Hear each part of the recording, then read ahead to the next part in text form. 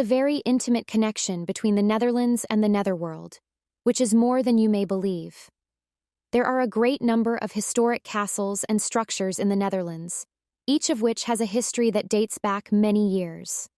There are some of these buildings that have frightening tales to tell themselves. In order to get into the Halloween mood, let's go ahead and investigate them. Goethe's narrative, which is based on a German folklore, is largely responsible for Faust's widespread fame. Very few people are aware of the fact that this figure really existed. Approximately about the year 1480, Johann Georg Faust was born in Germany. Those who knew him well said that he was a practitioner of alchemy and magic, and that he preyed on his young male disciples.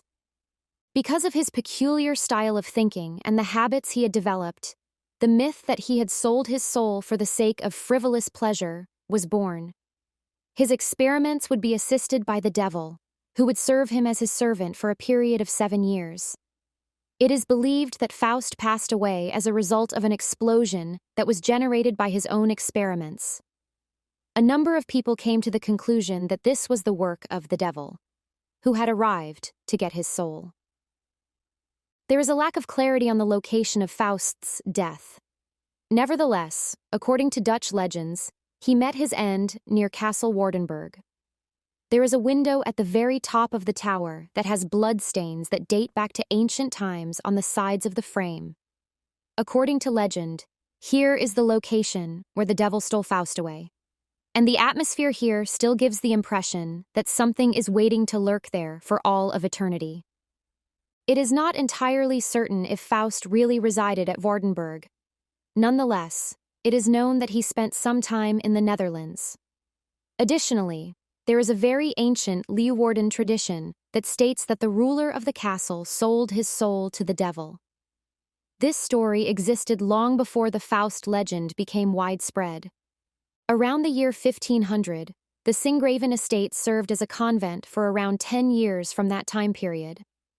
A nun was discovered to have engaged in sexual activity with the peasants during this time period, and she was determined to be unchaste. She was punished by being placed behind a wall of the convent after a sham trial was conducted against her. Until she eventually became silent, the other nuns were able to hear her cry and groan for a number of days consecutively. However, peace was never restored. The nun would make her appearance above the watermill that was located in the moat, and it was thought that her ghost would bring misfortune to the people who lived in Singraven by her presence. Even after more than 300 years, this was still the case when a guy who lived there attempted to light a cigar after supper, but instead of succeeding, he fell over an oil lamp, lit himself on fire, and ultimately died from the burns. Even in modern times, the nun is frequently shown as a hazy, light-colored mist, or as a figure that appears from behind a window on the Singraven estate. The structure was given the moniker the Black House as a result of this narrative. Within Castle Rectorin, there is a chamber that no one, not even the people who live there, dares to visit. Despite the fact that the key is now inserted into the lock, it does not turn. However, despite the fact that the chamber is likely to contain priceless antiquities and sacred vestments, individuals choose to avoid looking inside. A local hunter went insane after being bitten by a rabid dog a very long time ago. He was bitten by the hound. He was enticed into entering the chamber, and then the door was locked. For days, people were able to hear him roaring in a frantic manner. As of right now, it is as quiet as the dead, and that is the reason why no one visits that chamber today. They are afraid that the ghost of the frenzied hunter may walk out of there at any moment. A cruel maiden resided in Castle Grunsfort, which was located close to Renkum.